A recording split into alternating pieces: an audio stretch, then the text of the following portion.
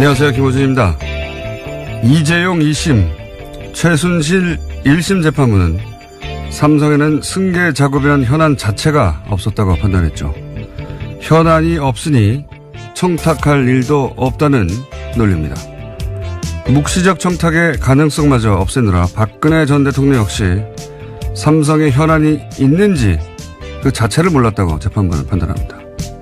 그래요? 작년 박근혜 정부의 민정이 작성한 삼성 경영권 승계 관련 문건이 나온 적이 있습니다. 여기에 이런 문구들이 등장합니다. 삼성의 당면 과제는 이재용 체제의 안착, 경영권 승계는 최대 주주 지위를 지키는 문제에 국한되지 않고 이재용이 이건희와 같이 최고 경영자로 안착할 수 있느냐의 문제. 경영권 승계 국면에서 삼성이 뭘 필요로 할지 파악.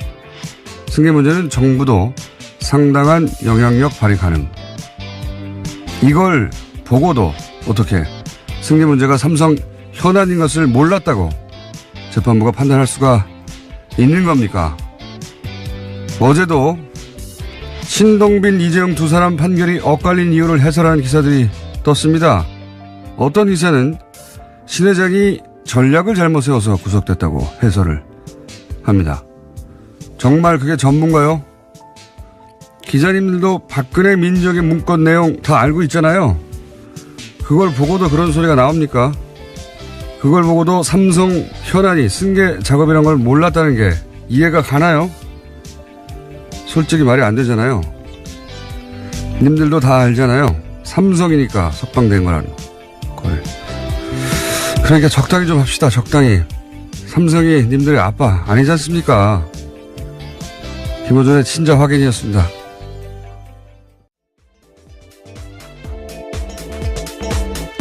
시사인의 김은지입니다. 네.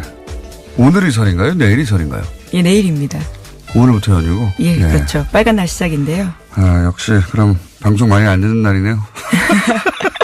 팟캐스트로도 굉장히 많이 듣는다고 들었는데요. 네, 나중에 듣는 날이네요. 예. 네. 자, 여러분 아침은 좀 널널하게 저희가 5분 일찍 시작했거든요. 예. 설 명절 이게 뭐죠? 설 교통 특집 방송? 예. 예, 오늘 명절 특근으로 진행된다고요. 제작진이 당부했습니다. 그리고 교통방송이라서 더 듣는다고요. 아주 강조하고 있습니다. 현재. 아니에요. 느낌표가 3개나 들어간. 새벽에 오는데 네. 예, 차가 없었어요. 자, 아니죠. 지방에 내려가시는 분들 계실려나? 예. 자, 그러면 협찬 프로그램 멘트 있잖아요. 그거 해주세요. 예. 네, 또박또박 읽어보겠습니다. 예, 이거는 제가 저한테 안 시키거든요. 발음 틀린다고. 무거운 책임감을 가지고요. 지금 읽어보겠습니다. 예. 설날 교통 특집 방송 김어준의 뉴스공장 명절 특근은요. 대한민국이 아끼는 물 제주 삼다수, 디젤 차엔 역시 요소수는 역시 정품 뉴록스. 새해에도 안전운전이 최고의 보험입니다. 덕케이 손해보험 에듀카. 운전 좀 할 줄 알면 누구나 스마트폰 내비 올뉴 맵피. 내가 참여하는 개헌 국민헌법을 검색하세요. 국민헌법 자문특별위원회에서 함께 해주고 계십니다. 발음이 좋았어요. 네, 긴장했습니다. 자, 삼성 얘기, 아니, 포털에 뜨는 뉴스들은, 기사들은 대부분, 이제 그 재판을 문제가 없는 재판이라고 상정하고 나서, 그 다음에 해설을 해주는 거거든요. 이건 다 뭐, 소송 전략을 잘못 세워서, 롯데 신동빈 회장은 구속됐고, 이재용 부회장은, 풀려났다. 뭐 이런 식의 해설도 있는데, 뭐 그런 면도 없잖아, 있겠죠. 없잖아. 조금. 네. 하지만 본질은 삼성이니까 풀려난 거 아닙니까?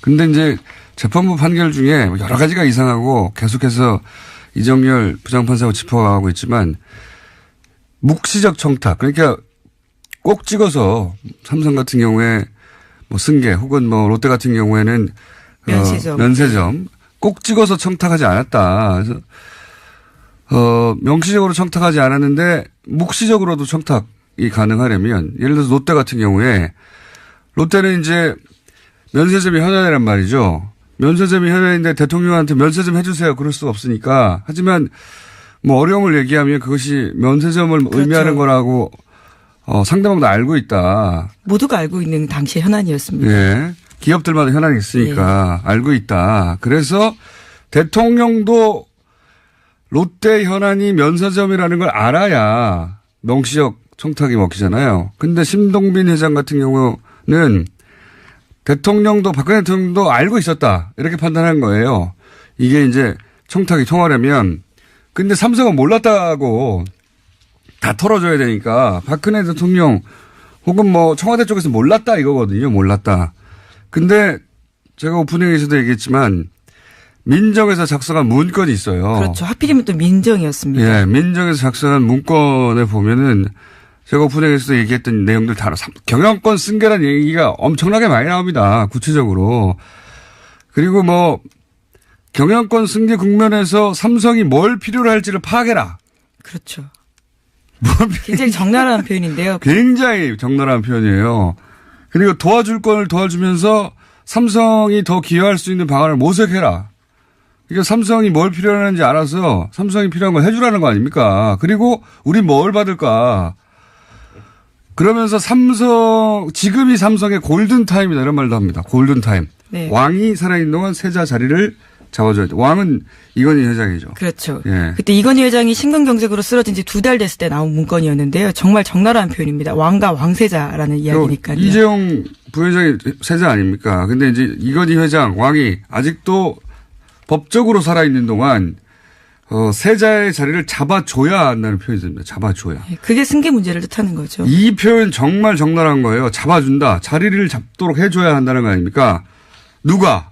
주어가 없잖아요. 당연히 이 문서를 작성한 쪽이죠. 네, 청와대 문건입니다. 박근혜 전 대통령 혹은 박근혜 전 대통령 청와대가 삼성 이재용 부회장이 세자 자리를 잡도록 도와줘야 한다는 겁니다. 이 문서를 읽고 나서 어떻게 승계 문제를 몰랐다. 이게 말도 안 되는 국어 몰라요? 말도 안 되는 얘기예요. 그건 진짜. 그 문건뿐만이 아니라 여러 개가 나왔는데요. 청와대에서 관련된 논의들을 굉장히 많이 했다고 합니다. 국민연금 얘기도 나와요. 여기 보면. 국민연금. 그러니까 박근혜 청와대는 삼성 승계 문제를 정부가 직접 나서서 해결해주고 예를 들면 국민연금 같은 거. 그리고 그로부터 무엇을 얻어낼지 청와대 차원에서 연구를 했어요. 연구를. 그래서 실제 민정문건에 보면 또 국민연금 지분에 관한 언급도 나오고 국민연금 의결권 관련한 조사도 합니다. 다 알아봤어요. 미리미리. 그러니까 이재용의 삼성은 삼성 나름대로 박근혜 전 대통령의 접근한 루트를 최순실로 잡아서 계획을 세우고 승마협회부터 접수해 나가는 것이고 박근혜 청와대는 또 청와대 나름대로 이재용의 삼성이 뭘 필요하는지 파악을 해서 거꾸로 뭘 주고 뭘 얻을지 연구를 해가지고 둘이 짝짝꿍이 딱딱 된 거예요. 예, 뇌물이라는 게 주고받는 거거든요. 서로 돈을 주고 어떤 대가를 주는 거기 때문에요. 딱 주고받았다라고 볼 수밖에 없는 정황인데. 이거 이해하는 게 어렵습니까? 이쪽은 저쪽 문건 나오고 이쪽은 저런 질 했는데 둘이 딱딱 아구가 맞는데 귀가 맞는데 이거 정말 이걸 눈 딱 감고 몰랐다고 막 이런 문건이 안 나왔으면 모르겠어요. 너무 적나라한 문건들이 나왔잖아요. 재판부도 다 봤거든요. 네, 항소심 중에 나온 겁니다. 제출된 증거인데요. 이에 대해서 판단을 하지 않은 거죠. 이 삼성 관련은 이제 하도 오랜 시간 걸쳐서 재작년부터 시작된 거 아닙니까? 걸쳐서 진척이 된 거라 그리고 그 중간중간 문건들이 나오고 중간중간 보도가 되어서 다 잊어버렸는지 어떻게 다 기자들은 잊어버릴 수가 없죠. 다 아는 내용이에요, 이거. 이걸 보고도 어떻게 서로 몰랐다고 해줍니까? 야, 대단하지 않습니까, 삼성은? 예, 그게 딱 삼성 쪽 변호인 논리였습니다. 몰랐고 피해자다. 기자들은 다 알면서도 적당히 좀 하자고요, 적당히. 석방이 된 이유가 전략을 잘못 세워서, 아빠 아니잖아요. 친자 모두를 다 확인해야 될까봐. 아빠 아니잖아요, 아빠. 아빠도 이렇게까지는 안 해줘요. 집에 가가지고, 명절날 부모님하고 이렇게까지 사이 좋아요? 그렇게 자식이 많다는 것도 충격적인 사실일 것 같은데요. 정말. 저는 다른 곳에서 이렇게 다들 비슷한 얘기 하고 있으면 하고 싶지 않은데, 왜 안 나오냔 말이죠, 이런 얘기들이. 뻔한 얘기들인데. 자, 그렇게 듣는 사람이 많이 없으니까 천천히 합시다. 네, 팟캐스트로 많이 듣는다고 합니다. 팟캐스트로요? 아, 삼성은 생각할수록, 예. 말이 안 되는데, 정말 말이 안 되는데 그렇게 됐습니다. 자, 그래서 계속 말이 안 된다는 얘기를 뉴스공장에서 하겠습니다. 네, 제작진이 강하게 항의하고 있습니다. 명절에 더 듣는다고요. 그러니까요. 그 제작진 생각이에요. 자기들이 이제 어디 못 가니까 많이 듣는다고 이제 위로라도 해야죠. 수치로 나오는 걸로 알고 있는데요. 자, 첫 번째 뉴스는 뭡니까? 네, 이명박 전 대통령의 재산관리인으로 지목된 이병모 청계재단 사무국장 긴급 체포된 바 있는데요. 이후에 검찰 조사에서 다스 최대 주주의 실제 주인은 이명박 전 대통령이라는 취지의 진술을 했다라고 합니다. 이 국장은 또 김대정 씨 일가의 다스 지분 등 재산 상당 부분이 차명 관리됐다라면서요. 실제로는 제3자의 것이다라고 말했다고 하는데요. 검찰은 이에 대해서 제3자는 이명박 전 대통령이라고 판단하고 있습니다. 자, 이제 이명박 전 대통령 재산 관련해 가지고 또 이제 올림픽도 이렇게 해가지고 약간 이제 흐름이 끊어져서 기억들이 잘 안 나실 수도 있고, 그리고 이름이 또 하도 많이 등장하니까 원래 큰 사건에 이름이 너무 많이 등장하잖아요. 이병모 씨, 이영배 씨. 네, 비슷한 이름입니다. 이 비슷한 이름이 번갈아서 같이 등장해요. 헷갈리거든요. 구분을 해드릴게요, 오늘. 예, 시간이 많으니까. 이병모 씨는 청계재단. 예. 예. 이명박 전 대통령이 전 재산을 환원했다고 하는 그 청계재단 있지 않습니까? 거기서 사무국장을 한 분이고, 이영배 씨는 금강이라고 우리가 위장 계열사 의혹이 있다라고 사금고라고 지목되고 있죠. 예, 이 위장 계열사를 운영한 주체예요. 두 사람 다 이명박 전 대통령이 사실 데려다 놓은 사람들입니다. 이명박 전 대통령의 사람인데 두 사람이 각각 어떤 일을 했느냐 크게 나누자면 이병모 씨는 이 청계재단을 통해 가지고 뭐 재산을 은닉한다든가 또는 차명 재산을 관리한다든가 또는 뭐 부동산 차명 부동산을 관리한다든가 재산을 관리하는 거예요. 관리. 예. 그렇죠. 기본적으로 혹은 뭐 증거를 인멸한다든가 거기 필요했던. 이번에 그렇게 해서 걸렸습니다. 네. 그리고 이영배 씨는 위장 계열 회사를 운영하는 겁니다. 예. 운영하면 거기서 이제 예를 들어서 자금을 횡령하잖아요. 네. 예. 횡령한다든가 또는 뭐 비자금을 만들어 가지고 그거를 재산이 만들어졌잖아요. 비자금이. 그러면 이것은 또 이병모 씨가 관리를 하는 겁니다. 네, 청계재단 사무국장이 하는 거죠. 네, 이쪽은 회사를 운영해 가지고 그런 걸 만들어내고 이쪽은 만들어진 재산이나 이미 숨겨져 있던 재산을 관리하고 예. 크게 나누면 그렇게 뭐 곧 잊어버리시겠지만 그렇다고 의심되고 있는 상황이긴 예. 한데요. 그렇게 의심이 되는 정황들이 마구 나오고 있고, 예. 그렇게 크게 분리를 하고 이제 뉴스를 보자면, 청계재단은 범죄 소굴이에요. 실제로 보면 여기서 다 했어요. 그 건물이 있는 곳에서. 네, 영포 빌딩이라고요. 모든 걸 다 했어요. 거기서도 다 뭐 대통령 기록물도 나오고. 굉장히 핵심이 되는 증거들이 많이 나왔습니다. 네, 압수수색 과정에서요. 거기서 이제 대통령의 아들 이시영 씨도 비밀 회의도 하고 거기 창고에다 뭐 집어넣어 놓고 재산 관리도 하고 범죄 소굴입니다, 여기가. 네, 거기에 다스 서울 사무실도 있고요. 영포 빌딩에 굉장히 많은 것들이 있습니다. 여기가 본부예요, 본부. 예? 그러니까 여기서 이제 사회 환원해가지고 재단 일을 한 게 아니라 차명 재산을 다 관리하고 범죄 소굴입니다. 예. 거기 범죄 소굴에서 마구 여기저기 이것저것 나오고 있고 그러다가 이제 그 범죄 소굴에서 청계 소굴이라고 하죠. 이제 저희는 그렇게 부르겠습니다. 청계 소굴에서 관리하던 재산 관리하던 분이 이제 긴급 체포. 네. 된 거죠. 근데 이분이 이제 잡히고 났더니, 두 가지를 크게 이야기했어요. 하나는 이상은 씨 재산이라고, 지목됐던 부분들은 이명박 전 대통령 거다. 그 다음에 그보다 좀 더 파악이 어려운 김대정 씨 거. 김대정 씨는 사망했기 때문에 이미. 그거는 누구 거란 말하지 않고 제3자 거다. 예. 두 개 다 이명박 전 대통령과 관련이 없다고 스스로 나서서 기자회견을 했던 사람들이에요. 네, 2008년 특검이 있을 때요. 당시에 기자회견했습니다. 그러니까 거짓말을 했다라는 걸 안 인정한 시켰는데 거죠. 나와서 기자회견을 했어요. 이명박 전 대통령과 관련 없다고. 근데 지금 밝혀지는 겁니다. 이명박 전 대통령 거다.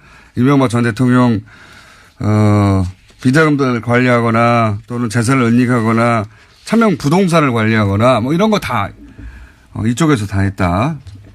청계 소굴에서. 그런 뉴스들이 지금 쏟아져 나오고 있는 중입니다. 네네. 예, 뿐만 아니라 김재정 씨의 부인도 검찰에서 이렇게 진술했다라고 하는데요. 이병모 씨를 이명박 전 대통령이 소개해줬고 상속이나 재산 관리를 이병모 씨가 도와줄 거다라고 이야기했다고 합니다. 그리고 그 김재정 씨 이제 최대 주주였죠. 사망하기 전까지. 네, 다스의 최대 주주였습니다. 최대 주주의 상속인인 부인은 김재정 씨 앞으로 되어 있고 본인이 상속받은 부동산 내역을 전혀 모른다는 거 아닙니까? 예. 전혀 모르고 그 부동산들에서 나온 돈이 어디에 쓰였느냐 이런 뉴스도 나오고 있어요. 일단 너무 산발적으로 나와서 한 번에 정리해서 몰아서 알려드리는데 예를 들면 그 재산들은 이명박 전 대통령 혹은 뭐 가족이 다 썼어요. 네, 사저 비용으로 썼다고 하고요. 또 동창회비에도 썼다고 합니다. 사저 비용입니까? 거창하게. 그냥 뭐 전기세 내고 그런 거예요, 다. 예, 보일러비도 썼을 것 같아요. 그러니까요. 전기세 내고 그런 거 갖다 쓴 거고요. 또는 뭐 부인, 김정은 여사 뭐 동창회비 같은 소소한 비용들. 예, 공사비도 쓰고 재산세도 내고 했다라고 합니다. 그러니까 여기 따지자면 남의 재산인데, 남의 부동산인데, 거기서 나온 거를 다 이명박 전 대통령이 데려다 놓은 사람이 관리를 하고, 실제 그 주인들이라고, 그 명부상 주인들은 그 모르고 어떻게 됐는지. 자기들이 안 쓰니까 모르죠.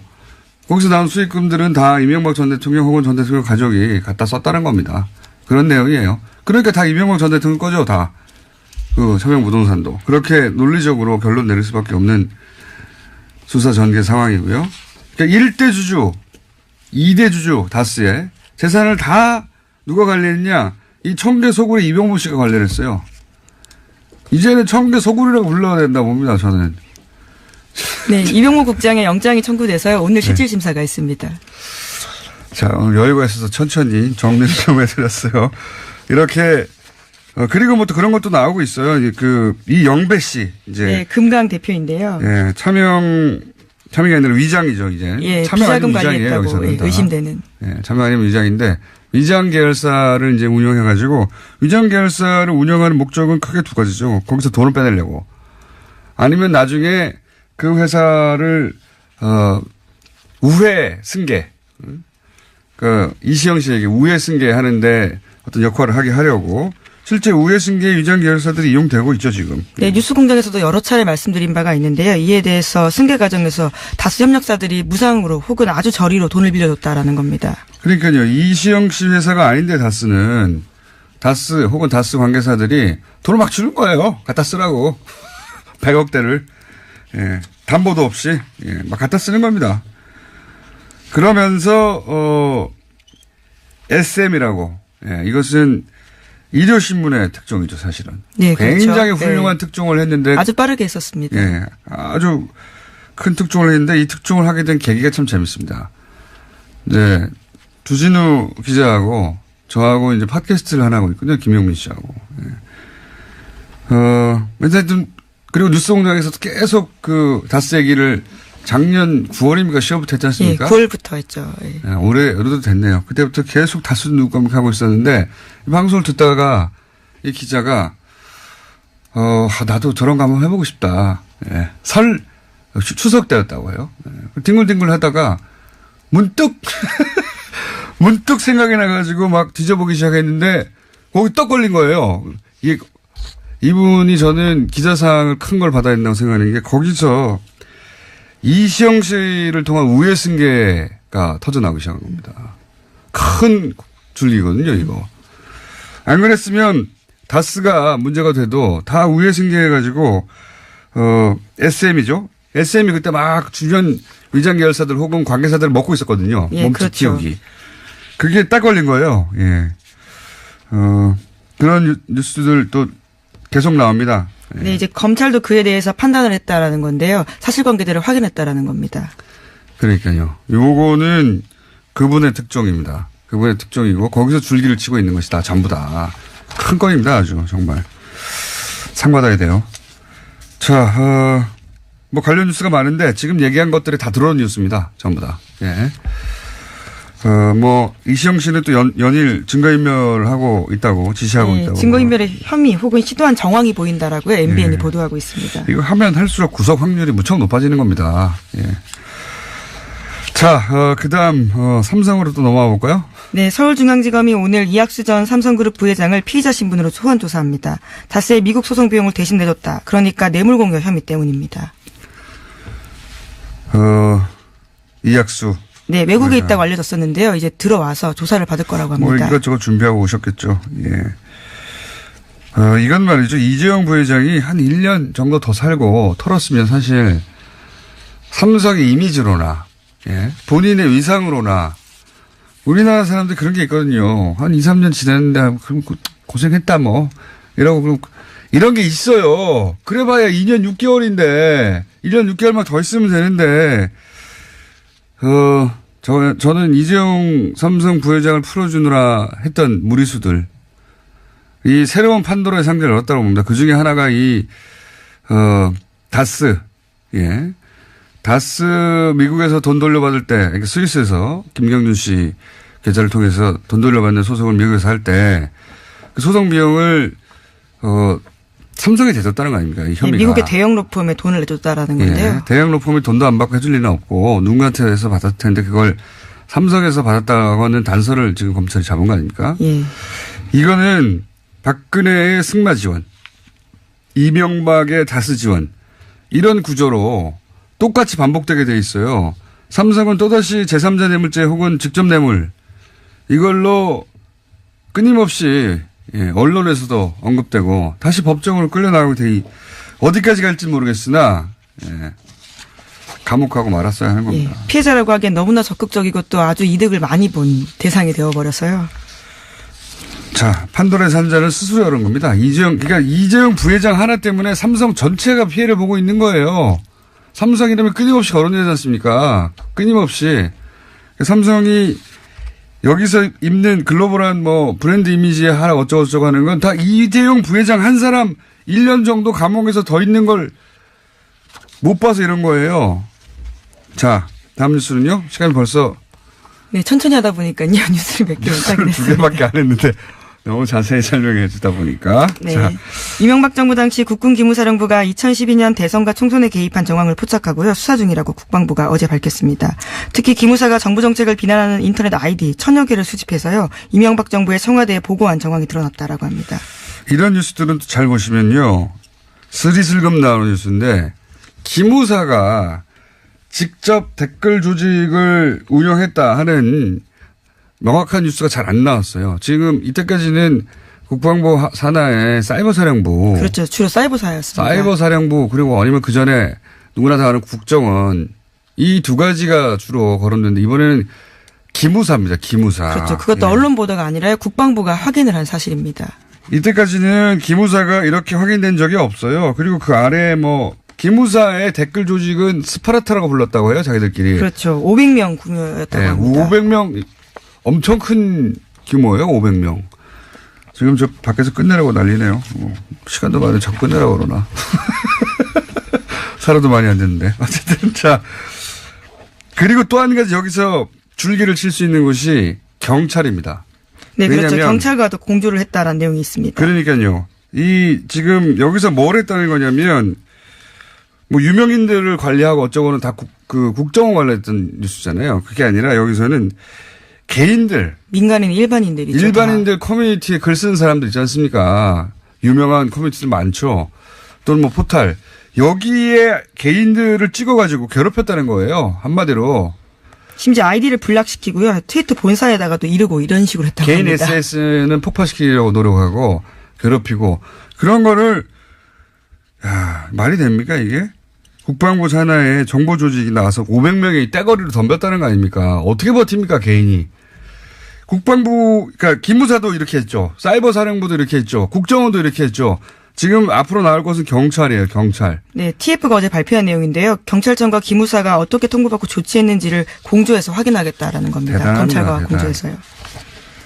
자, 그리고 미국에서는 이제 조건 없는 대화 이야기가 나옵니다. 예, 이거 우리 보수가 비핵화 전제 없는 대화는 절대 안 된다고 그렇게 얘기했는데 우리 보수의 형님 나라 미국에서 조건 없는 대화 이런 얘기 나오고 있어요. 예, 미 국무부 대변인이요 공식적으로 밝힌 내용입니다. 이거는 문재인 대통령의 외교적 승리입니다. 여기까지 온 거는 사실. 확 꺼버렸네요. 저희 PD가 하도 오래 하니까. 자, 김은지 기자 여기서 인사하죠. 예, 네. 감사합니다. 강제로 들어가시고요. 예, 김은지였습니다. 감사합니다. 그리고 네이버 매크로 관련해서 청와대 청원이 있어요. 이제 곧 끝난다고 하니까 가보시고. 자, 자, 원래 이제 이 시간은 원더걸스. 그런데 박영수 의원이 서울시장 경선 출마 선언을 사실상 하셨기 때문에, 네. 원더보이를 저희가 긴급 수배하여서 코너 제목을 남과 여로, 임시 제목입니다. 남과 여. 그래서 지금 들리는 음악은 남과 여의 주제곡이죠.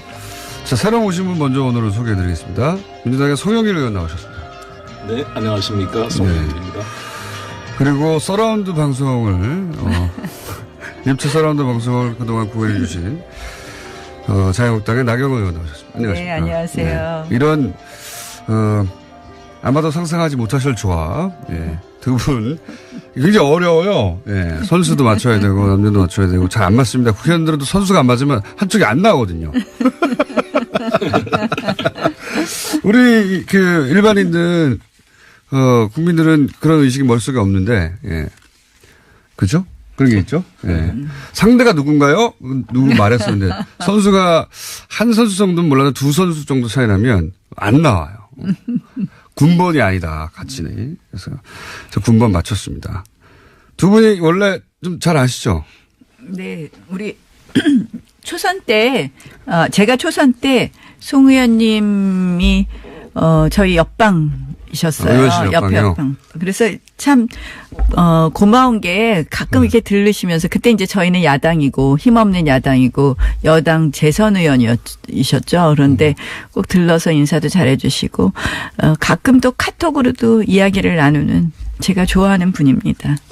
근데 요새는요, 그 부총리급이라 그러죠. 대통령 직속 북방경제협력위원회 위원장이 되시더니 좀 멀리 하시더라고요. 본인이 높아졌다고 생각하시는지. 근데 필요 이제 없어진 거죠.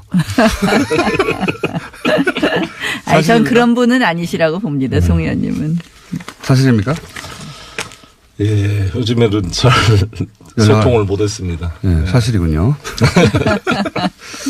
자, 마이크를 본인 입 앞에 딱 그렇게 송영길 의원님은 자꾸 귀에다 붙이시는데 가능하면 입 앞에. 자, 근데 이제 진행하기 전에 오늘 설 연휴 첫날이라서 저희가 요런 날만 선물이 있거든요. 요런 날만 협찬 멘트를 하나씩 번갈아 읽어주세요. 제가 발음이 안 좋아서 저한테 안 시켜요. 자, 설날 교통 특집 방송 김원준의 뉴스공장 명절 특근은 이온수기 전문기업 알카메디에서 수소 알칼리 환원수기를 20년 전통 식품명가 주식회사 사용원에서 온라인 상품권을 오세득 셰프가 선택한 굿밸런스에서 생유산균을 매트의 명가 파크론에서 가족처럼 따뜻한 IoT 건강 온수 매트를 이태리 명품 구두 바이네르에서 구두 증정권을 콜레스테롤의 관리의 시작 레이델 폴리코사놀 10을 드립니다. 너무 예. 어려운 걸 시키시. 굉장히 어려워요. 그러니까 제가 이게 안 되니까. 끊었는데 잘못 끊었어요. 서로. 아니 여기 형광펜으로 친 것만 읽으라 그래서 읽다 보니까 이상하게 됐더라고요. 그러니까요. 예를 들어서 어디에서 무엇을까지 읽어야 되는데 읽으실 때 잘못 끊어가지고 온수 매트를 맞아요. 이태리 명품 구두 바이네르에서 아니에요. 어쨌든 그 뒤에는 연결해서 또 다른 분이 하셨으니까 두 개를 합치면 됩니다. 합쳐서 들으시면 되고. 자, 이제 나오셨으니까 한 분은 판사 출신이시고 한 분은 변호사 출신이시니까 장안의 화제입니다. 최순실 1심 판결. 요거 좀 정리해 주십시오. 포인트를. 가장 주목되는 포인트. 어떻게 먼저 판사 출신으로서 뭐 일단은 많은 분들이 중형을 예상했었죠. 그런데 결국 뭐 법정에서 재판장께서 죄질이 무거운데도 혐의 부인하고 책임 전가하고 반성 없다 하면서 꾸짖었다는 이야기가 나오고 있는데요. 결국 뇌물 액수가 상당 액수에 되는 것은 물론이고 나라를 뒤흔들고 또 대통령 탄핵 사태까지 이른 국정농단에 대해서 무겁게 재판부가 보고 판단을 내린 것이다 이렇게 봅니다. 최순실 씨에 대한 판결은 뭐 큰 논란이 없는 것 같아요. 근데 이제 동시에 이재용 부회장 관련해서 승계 작업도 없고 묵시적 청탁도 없고 마찬가지로 이 부분은 어떻게 보십니까? 그러니까 2심 재판은 결국 이제 거기서 이제 안종범 수첩을 계속 이제 우리 어느 쪽은 증거 능력을 인정하고 어느 쪽은 증거 능력을 인정하지 않지 않았느냐 하는 거하고 이제 묵시적 청탁 부분에 대해서 어느 정도 이것이 명시적인 인식이 있어야 되느냐 없느냐 뭐 이러한 부분에 대해서 등도 몰랐고 현안도 없고 이렇게 나오죠. 그 두 가지 얘기하는데요. 결국은 그 수첩 부분은 보니까 이제 판결문 보니까 전문 법칙이라고요. 이런 거에 들은 것을 쓴 거의 증거 능력은 원진술자의 이 부분에 대한 증언이 있어야지 증거 능력을 인정하는 거다 해서 이 전문 법칙을 아주 엄격히 적용해서 안종범 수첩의 증거 능력을 인정하지 않은 거고요. 2심에서. 1심에서는 이제 이걸 정황 증거로서 인정을 했는데요. 그 부분하고 이제 묵시적 청탁 본인이 부분인데요. 보시기에 판사로 정황 증거로는 인정해야 되는 거 아닙니까? 이 부분에 대해서 굉장히 저도 어렵더라고요, 이거. 어렵지 않잖아요. 근데 어쨌든 뭐 그것이 증거로 인정되느냐 안 되느냐고 핵심은 아니고요. 전체적으로 이 묵시적 청탁 부분은 어떻게 볼 것이냐. 그러니까 결국 제3자 뇌물 제공이기 때문에 부정한 청탁이 있어야 되는데 청탁에 대해서 당사자들의 인식이 얼마나 명확해내냐 뭐 이런 부분인데요. 뭐 저희가 자꾸 이 뭐 제가 비록 판사 출신이지만 그리고 저는 제가 말씀드렸지만 이 우리가 법원에 있을 때 늘 하는 얘기가 기록을 보지 않고 남의 재판에 대해서 왈가왈부하지 않는다는 게 원칙이기 때문에 제가 이거는 대법원 판사가 아니라 정치인이시니까 평가할 수 있잖아요. 제가 그거 잘 안 돼갖고 정치인으로서 한계가 있는 것 같습니다. 그런데 뭐 좀 대법원까지 저희가 이거는 지켜보는 게 맞다. 이 부분에 대해서 왈가왈부하는 것보다는 저는 그렇게 봅니다. 네. 왈가왈부 하라고 정치인이기 때문에 왈가왈부 해주셔야 되는데. 저는 오히려 제가 이 최순실 재판을 보면서 앞으로 정말 이게 이 정권마다 비선 실세가 있었는데 이것을 계기로 다시는 이러한 후진적 정치 관행이 반복되지 않도록 우리가 알겠습니다. 새로운 정치 문화를 만들어야 되겠다. 이런 것을 이야기하는 게 정치인이라고 생각하고 정말 그렇게 되어야 된다고 생각합니다. 성 의원님은 중간중간에 끼어드셔도 돼요. 그렇습니다. 목소리가 확연히 구분되기 때문에 오늘은. 서라운드가 안 됩니까? 아니 저희가 백남기 씨 사건 때 백선아 교수란 분이 물대포에 맞아 돌아가신 분을 외인에 의한 사망이 아니라 병사라고 사망 진단서를 썼어요. 그렇죠. 논란이 서울대 의대 박사란 분입니다. 그냥 일반 의과대 예과생 1학년이라도 판결할 수가 있고 우리가 봐도 일반 전문가 아닌 분도 판단할 수 있는 일을 이런 의학 박사가 이런 판결을 할 때 느꼈던 그런 좌절이 있었고요. 안종범 수첩과 김영환의 업무 일지를 이거를 정황증으로도 인정을 하지 않는 것은 누가 이해할 수가 있겠습니까? 이 안종범이라는 분이 지나가다가 괜히 메모한 게 아니고 박근혜 대통령의 업무를 지시를 관철해야 될 거 아닙니까? 그걸 자기 개인 감정을 넣어서 박 대통령이 지시하지 않는 내용을 적시했다가 나중에 어떻게 됐어요? 뭐 대전은요, 뭐 이렇게 하시잖아요. 박근혜 대통령이. 큰일 날 거 아니겠습니까? 그 안종범 씨 제가 외견을 보더라도 아주 소심한 교수 스타일인데 꼼꼼하게 60몇 건을 이 수첩을 정리한 것을 정황증으로 인정하지 않는 것은 이거 법대 1학년 학생도 이거는 동의할 수 없는 일이다. 법대 1학년 학생도 안 된다는 말씀이죠. 이게 형사소송법 315조 3호에 따라서 이것은 신용할 만한 정황이 있는 것이지 이게 전문법칙을 엄격히 적용했다고 우리 나경원 의원이 말씀하셨는데 이거 전문법칙의 기본 원리를 무시한 것이다. 전문법칙은 예외의 인정의 중요성이 더 크거든요. 나영원님 딴 데 보시지 마시고 약간 불리한 내용인가 봅니다. 딴 데 보시는 거 보니까. 아니, 저는 1987년 영화를 보면서 거기 그 사체 부검을 하자고 하는 그 공안검사, 부장검사, 그 사람이 최한 부장검사를 아마 이야기를 한 것 같은데 그 하정우 씨가 역할을 했잖아요. 그걸 만약에 그분이 아주 보수적인 분입니다. 제가 구속됐을 때 그 서울지검 공안부장이 바로 그 양반이었어요. 최한이었어요.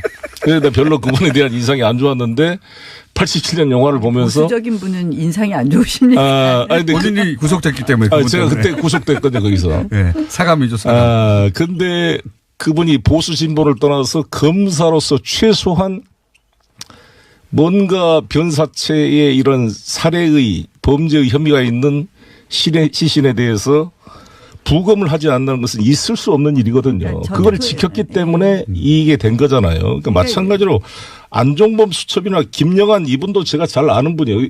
소심한 성실한 분인데 돌아가셨잖아요. 목숨을 걸고 나는 업무 일지를 썼는데 이것에 증거 능력이 없다 그러면 아니 성완종 씨가 자 이제 반박해 주세요. 자살을 해도 인정하지 않고. 중요한 것은 저는 그래서 이게 이제 여러 가지 판단이 가능하니 좀 지켜보자는 겁니다. 제가 나경원 의원님이 이렇게 약하게 나오는 경우가 거의 없기 때문에 아무래도 본인이 공부한 것과 다른 결과가 나와서 지금 막 우기지는 못하시는 거죠, 그죠? 아니, 판사는 기록을 보지 않고는 얘기하지 않는다고 말씀을 드렸고요. 근데 이제 판결문 자체로는 아마 그것이 이게 자족성 이런 얘기를 하는데 그것을 충족했다고들 많이들 그런 얘기도 하십니다. 그러나 또 1심 2번 재판도 참 잘했다 이런 얘기도 있으니까 저희가 대법원까지 지켜보자. 근데 요즘 기다려보자는 것이고요. 나경원 의원님 저 말씀이 상당히 일리가 있는 말씀이긴 한데 요즘은 세상이 이제 바뀌어진 것 같아요. 왜냐하면 기록을 안 봐서 모른다는 말이 이제 통용이 안 될 정도로 모든 사항이 인터넷에 실시간에 공유가 돼서 안종범 수첩이 어떻게 만들어졌고 다 알아요 이거.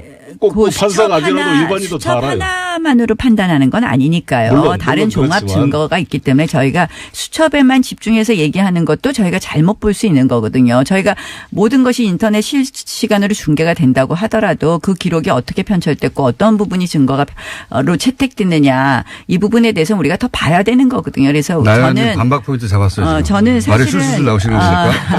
아니 그래서 이제 저는 우리가 정치권에서 할 일은 물론 이제 우리가 판결에 대해서 여러 가지 비판도 할 수 있고 하지만 최종 판결까지는 조금 자제하는 것이 맞고 중요한 것은 여기서 우리가 무엇을 앞으로 기대하고 무엇을 만들어 가야 되느냐. 저는 사실은 이러한 일이 반복되지 않게 하는 그러한 우리가 노력을 어떻게 만들 것이냐. 그래서 저희가 제왕적 대통령제 개헌하자고 하는데 제왕적 대통령제 개헌분은 쏙 빼고 다른 거 하시니까. 그것보다도 저런 공수처를 만들어야 한다고 보는데 이걸 말하면 정말 공직자 수사 비리처를 만들어야 되지 않겠어요? 어떻게 생각하십니까? 저는 공수처법의 대상이 안 될 수 있죠. 최순실 씨는 만약에 그 공수처법안을 만들 경우에는. 그러니까 저는 오히려 제왕적 대통령제. 우병우 씨가 수사 대상이 되는 거죠. 아니, 그러니까 물론 그렇지만 저는 근데 공수처법안에 대해서는 우리가 굉장히 조심해서 다뤄야 된다고 생각을 되죠? 합니다. 사실은 옥상옥의 그런 기구가 될 수 있고. 검사와 판사를 누가 수사할 수가 있어요?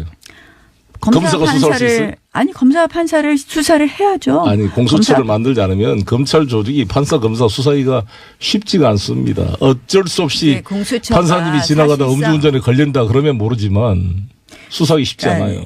우리가 그거는 더 논의해야 된다고 생각합니다. 저는 공수처법안이 잘못해서는 사실상의 옥상옥의 제도가 되고. 조국 수석의 이 말이 설득력이 있던데 조국 수석이 이렇게 말했어요.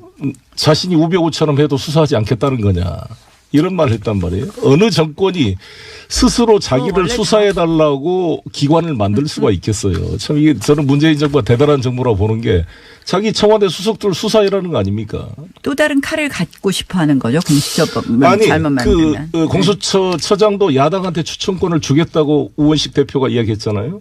그럼 오히려 야당한테 칼을 주겠다는 건데 여권의 부정을 감시하라고 이걸 못 받을 리가 없을 것 같은데 저는 이해가 잘 안 정치의 기술이 대단합니다. 여기 최순실 안정범 수도 시작해서 한쪽에서는 개헌으로 나가고 한쪽에는 공수처로 확 나가고 두 분이 아주 좋은 기술도 갖고 계세요. 자, 요거 또 얘기해 볼게요. 살짝 코멘트 짧게 한두 마디씩만 해 주십시오. 김일성 가면이 잠깐 화제가 됐는데 공개된 코멘트. 김일성 가면이 라고 주장하는 분이 나타나셨죠. 하태경 의원이. 예. 여기에 대한 코멘트 잠깐 한두 마디씩 해주시면요. 하도 재밌는 사안이야. 저도 그래서 봤어요. 사진을 봤더니 잘생긴 분인데 그게 이제 제가 탈북자들을 제가 전문가는 아니니까 탈북자들을 일단 이야기를 쭉 들어봤습니다. 제가 인천시장 때 탈북자들을 많이 알게 돼서 했더니 아니라는 게 이유가 일단 가면을 쓰면 신성모독이기 때문에 어렵답니다. 그래.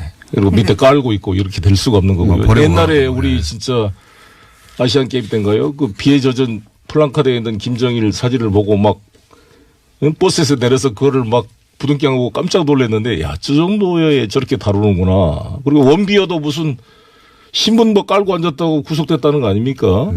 그런 거 봤을 때는 아닌 것 같고 특히 그 휘바람이라는 노래가 남자가 여자한테 약간 구애하는 내용이잖아요. 휘바람 부르면서. 뭐 그것도 다른 의미가 있다고 하긴. 아, 그래요? 다른 의미는 뭡니까? 저도 얼핏 읽었어요. 네. 근데 저도 지금 기억은 안 나고요. 어쨌든 얼핏 읽었는데. 아이 무슨 논평 같은 거 얼핏 읽었는데 기억은 잘 안 나고 김일성 가면은 네. 김일성 가면은 이 젊은 사진에 보니까 네. 이 어쨌든 뭐 머리 스타일 이런 거는 닮은 느낌이 있는데요. 우리 조금 전에 송 의원님 말씀하신 것처럼 실질적으로 뭐 그거 그 북한이 그동안 아까 말씀하신 원비어가 뭐 신문 깔고 앉았다가 그 징계받고 그랬다, 뭐 고문받고 그랬다는 얘기가 있는 것처럼 실질적으로 그러지 아닌 거 아닌가 저는 이렇게 생각을 하는데요. 그렇습니까? 네. 뭐 어떻게 아니 말을 더듬으실 때는 약간 불리한 소재라서. 예. 아니 그 사실은 근데. 저는 이번에 참 이제 뭐 이 북한 응원단 얘기로 넘어가서 말씀드리는데 국민들이 국민들이 예전처럼 그렇게 감동하시지 않는 것 같다는 생각이 드는 게요. 사실은 이제 우리가 그게 너무 이 인위적으로 감동을 만들려는 거에 대해서는 감동하지 않는다. 이런 생각을 했습니다. 이제 남북 그렇죠. 단일팀 같은 것도 공정성 문제가 된 거고요. 북한 응원단 부분도 뭐 우리는 하나다라고 막 외치는데 정말 일사불란하게 그렇게 기계적인 그 모습을 보면서 감동이 안 오는 것이죠. 그래서 저는 그건 왜 그러냐. 우리 국민들의 학습 효과 아닌가. 알겠습니다. 예전에 우리가 열광하고 했는데 그다음에 바뀌어진 부분이 없다. 이렇게 생각하는 부분이 있는 것 같습니다. 네. 기술이 들어가고 있습니다. 네, 기술을 잘 시전하셨어요. 예, 그렇죠. 그 일사불란하게 한 거에 의해서 감동을 받기보다는 안타깝게 보는 면이 있고요. 그러나 어찌됐건 엊그제까지 미사일이 날라오고 전쟁이 될 것 같은 분위기에서 이렇게 응원단까지 오고 같이 대표단도 오고 이것 자체가 감동스러운 거죠. 근데 뭐가 바뀌었을까요? 그래서 바뀔 수 있는 계기를 만들고 있는 거죠. 남북 정상회담 제안이 오고 가는 거에 대해서 어떻게 보십니까? 시간이 벌써 거의 다 됐어요. 이 계기를 이제 마음 바쁘게 막 말씀해 주세요. 남북 정상회담. 아니 남북 정상회담 네. 저는 원칙 없이 정상회담 덥석해서는 과연 우리가 뭘 얻을 수 그래서 있느냐. 원칙 있게 여건이 성숙되면 하겠다고 우리 문재인 대통령께서 지혜롭게 답변을 근데 했습니다. 그 여건 성숙이 굉장히 여러 가지 의미가 있다고 보는데요. 그 여건을 저는 만들고 이번에 있습니다. 북한 핵 문제를 한마디도 말 못하고 이번에 딱 가는 게 뭡니까? 북은 갑이요, 남은 의리요라는 공식을 확실히 만들었거든요. 근데 여건 성숙이라는 말씀을 1분밖에 안 하셨지만 남았습니다. 부부가 여건 이혼해서 성숙이 싸웠을 때 만나면 사실은 이런 거예요. 서로 좀 분위기를 만든 다음에 아니, 본론을 그거 이야기하는 이미 거예요. 여러 번 우리가 여기군요. 속았거든요.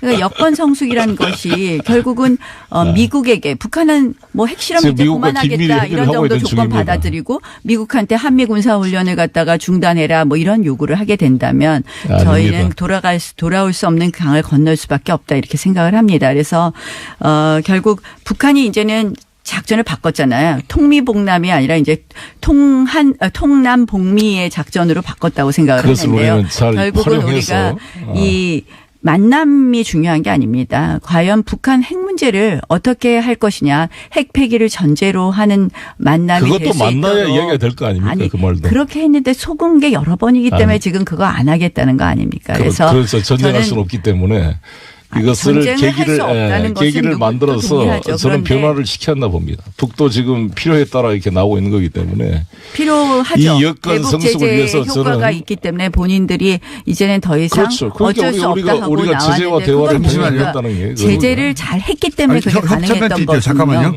설날 교통지역 특집 그래서 김어준의 저는 뉴스 공장 좀 다시 시간을 드릴게요. 명절 특근은.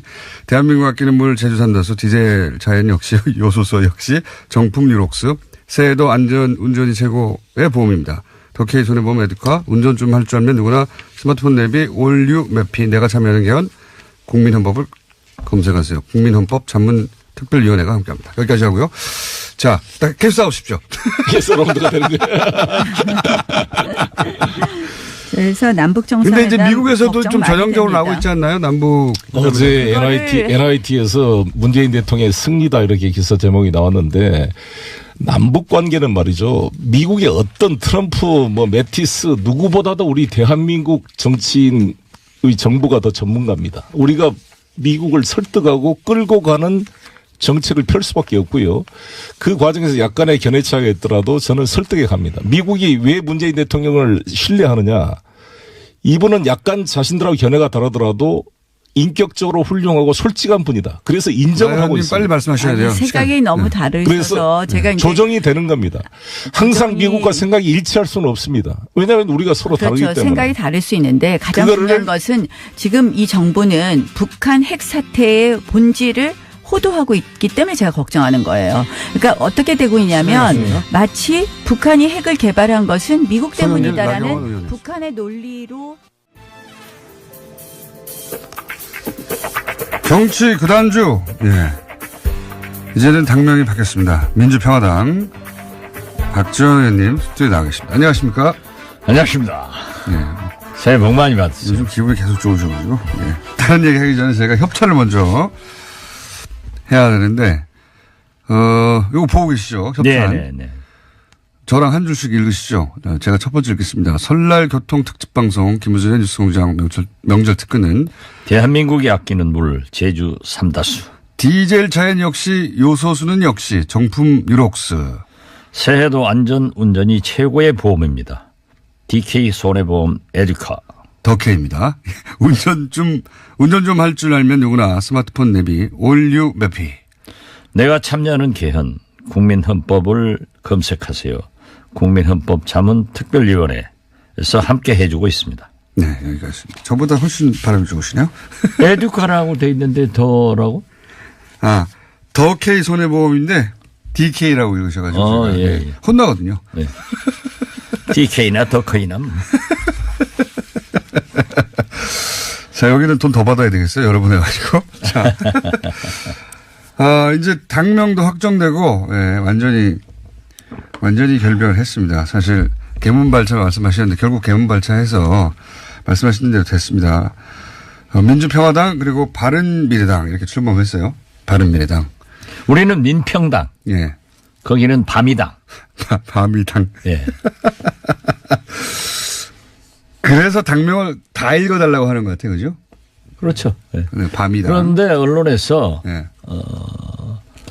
다섯 자 쓰는 것보다는 두 자로 줄이잖아요. 보통 그렇게 해서. 석자. 예, 석자, 무슨 김대중 대통령 우리도 그렇게 원하지만은 DJ. 예. 요즘 기자들이 매체들이 다 짧게 가니까 밤이당으로 갈 거예요. 밤이당. 예. 좀 독특한 당명이 됐습니다. 밤이당. 반미가 될지 친미가 될지는 모르겠습니다. 이 밤이당 출범했다는 뉴스도 나오지만 동시에 밤이당이 출범하자마자 내부적으로 정강정책이나 대북정책이나 또는 뭐 여러 가지 이야기도 나오고 있다 이러고 있는데 우선 밤이당이 사실상 그 행사할 수 있는 의결권이라고 할까요? 한 25석밖에 안 되는 거 아닙니까 현재 그죠? 그렇죠. 그렇지만은 우선 네. 대한민국 정당사에 기록될 거예요. 강령이 없는 정당이란 말이야. 호적이 없는 성이 없는 당이 앞으로 뭐든지 다 탈해더라고요. 네. 탈이념 어쩌고. 정강정책 만들다가 이제 서로 좀 충돌이 있으니까 아예 그걸 이념을 안 듣는 것으로 그죠? 예. 그렇더라도 호적이 없고 성이 없는 공장장이 있습니까? 자. 그렇게 삐그덕거리는 대목에 대해서 어떻게 평가하십니까? 앞으로 이건 잦아들 것이다 아니면 계속 커질 것이다? 처음부터 가장 중요한 것은 정당에서 정체성입니다. 사람은 뭐라고 하더라도 자기 성씨. 제가 김씨가 될 수는 없지 않습니까? 저는 박가란 말이에요. 그러듯이 그 당은 그 당의 헌법 전문 강령이 필요한 거고 정강정책이 필요한 건데 거기에 무슨 진보다 보수다 개혁이다 이러한 이 시대적 요구 관례적으로 우리가 나타내는 문구를 전혀 이견이 없어서 못 사용하고 있다라고 하지만 지금 현재는 넘어갈 수 있지만은 앞으로 두고두고 불씨를 살려서 계속 나가고 있다. 저는 그렇게 봅니다. 특히 이제 남북 정상회담 이야기 나오기 시작하면은 바른미래당 안에서 특히 이 대북 문제 관련해서는 견해가 뭐랄까요 정리가 되거나 합치되지 않는 부분 가장 큰 대목 중에 하나가 이 남북 문제인데 정상회담 나오면 바른미래당의 입장을 정하기가 굉장히 곤란해지지 않을까요? 그러니까 한국당 성명서 읽으면은 저게 바른미래당 얘기구나 이렇게 그냥 밤이당하고 연결돼요. 근데 또 그 안에 보면은 또 DJ를 계승하고 또 햇볕 정신을 계승한다고 하는 분들이 분명히 또 거기 가 계시잖아요. 그런데 나 깜짝 놀란 게 예. 세상 사람이 다 그래도 그분은 그러지 않아야 되는데 박주선 예. 바미당 공동대표가 햇볕 정책에 대해서 약간 부정적으로 얘기를 했더라고요. 그래서 참 부르타스 너무하죠. 부르타스 너무하죠. 시사가 그런다더니 야 박주선 너무하죠. 김대중 대통령 모시고 그렇게 얘기를 하더니 또 그제까지 발언하던 내용과 이렇게 상반되게 변신을 할 수 있느냐 깜짝 놀랐어요. 아마 그렇게 되나 봐요. 그분은 그래서는 안 됩니까? 글쎄요, 뭐 저는 과거 그분이나 히스토리를 볼 김동철 때, 예. 이런 분은 좀 그래서는 안 된다고 생각합니다. 물론 주승용 의원은 자기가 무소속 도의원 시장을 군수를 나왔기 때문에 그때 민주당이 공천을 해서 자기하고 경쟁을 했기 때문에 자기는 DJ 신세 진 게 없다. DJ를 별로 좋아하지 않습니다. 그런 얘기를 하고 뭐 자기는 DJ에 대해서 그런 부담감도 없다 하는데 그럼 나중에 국회의원 됐을 때 또 지금까지 DJ의 정책과 이념을 이어가는 그 정당에서 정치를 했다고 하면은 그런 말을 할 수 있는가 예. 그런 생각을 하지만 그 정도인데. 뭐 그건 본인의 자유고 예. 어떻게 됐든 김동철 대표나 박주선 공동대표는 그런 얘기를 차라리 저 같으면 아무 소리 안 넣는 것이 좋겠다 이런 생각 같습니다. 알겠습니다. 안철수 대표는 왜 그 바미당의 대표를 끝까지 안 한다고 하시는 겁니까? 유승민 대표에게 이제 처음에는 약속을 했겠지만 공동대표 하겠다고 국민의당 통합 과정에서 자기는 통합만 되면은 사퇴하라고 요구를 하니까 궁색해서 후사퇴로 되니까 네. 후사퇴 해놓고 그 이유밖에 없습니까? 제가 알고 있기로는 유승민 안철수 당이지 유승민 박주선 당이라고는 생각하는 사람이 아무도 없어요. 네. 그렇기 때문에 아마 선거대책위원장을 맡는다거나 혹은 서울시장에 출마할 것 같습니다. 한편에서는 그런 해석도 있더라고요. 그 지방선거가 그렇게 특별히 대단한 성과를 못 낼 거기 때문에 그 이후에 책임론이 나오면 그때 그 책임론과 함께 유승민 대표는 뒤로 물러나고 그때 등장하지 않겠는가. 제가 그걸 일찍 지적했는데요. 네. 지방선거에서 패배를 하면은 네. 공동대표인 유승민, 박주선 두 분이 물러나가면은 이제 나 혼자밖에 할 수 없지 않느냐. 네. 그래서 한 그걸 5, 6개월 게 아니냐. 예. 보낸다 이런 생각도 갖는 것 같습니다. 그런 이유도 있는 것도 같다. 아무튼 뭘 찾아 먹는 데는 귀신이니까 잘 찾을 거예요. 동시에 또 자유한국당 그런 말씀을 일찍 하셨잖아요. 이제 저렇게 무리해서 합당하는 이유는 이제 자유한국당이 지방선거 이후에 아무래도 보수정계 개편 큰 흐름 속으로 들어갈 테니 보수 지정 전체가 그때 그 자유한국당 지금 그대로의 자유한국당이 아니라 이제 새로 정가 개편되는 자유한국당을 포함한 보수 진영에서 어떤 자기 입지를 세우기 위해서 미리 글로 가는 것이다. 이런 취지의 말씀하신 적이잖아요. 그렇죠. 네. 왜냐하면 지금만 보더라도 오늘 아침 신문들만 보더라도 전부 금년 6.13 지방선거에 바미당과 네. 한국당이 함께 네. 공천할 것이다. 그런데 되게 우리 정치인들이 보면요. 정치부 기자들에게 한 가지나 두 가지 가르쳐 주면은 한 98% 초쳐서 써요. 그걸 써놓으면 또 우리는 그리 가더라고요. 그래서 언론이 유도하는 거 보니까 네. 확실하게 이 박지원이 말이 맞았구나. 네. 한국당과 바미당은 합쳐지는구나. 네. 이렇게 되는데 참 어떤 의미에서 보면은 제가 수차 얘기했습니다마는 안철수 전 대표는 우리 진보 개혁편에 와서 대통령이 되려고 온 거예요. 그러나 안 되니까 이제는 본래의 집 보수 쪽을 찾아갔는데 다행히 모든 보수 언론에서나 보수층에서 홍준표는 너무 똠방거린다. 그래서 좀 안 되겠다. 똠방거린다가 뭡니까? 까쭉까쭉거린다 이거죠. 옛날에 똠방각하라는 똠방각하 할 때 똠방이군요. 그런 그 드라마도 있었어요. 그래서 똠방거리기 때문에 어렵다. 좀 가볍다. 하니까 대통령 후보로서 어렵지 않느냐. 여기에 대안 세력으로 한국당이 합치면은 안철수를 내세울 수 있지 않느냐. 그렇게 보는데 제가 보는 견해로는요. 네. 그런 계획이 이게 있는 것 같아요. 일부. 네, 있어요. 일부 특히 보수 언론에 보면 흐름이 그렇게 가는데. 홍준표 대표는 이제 지켜주지 않죠. 네. 보수. 홍준표 대표는 많이 까죠. 조선일보나 이런 곳에서 홍준표 대표는 보여주지 않습니다. 보면. 저는 조선일보라고 안 했습니다. 네. 아무튼 상당히 그 홍준표 대표는 까고 네. 안철수를 키워요. 네. 그래서 그쪽으로 합쳐주려고 하지만은 그분들도 얘기 들어보면은 안철수 대표는 대통령 후보로서는 어렵다.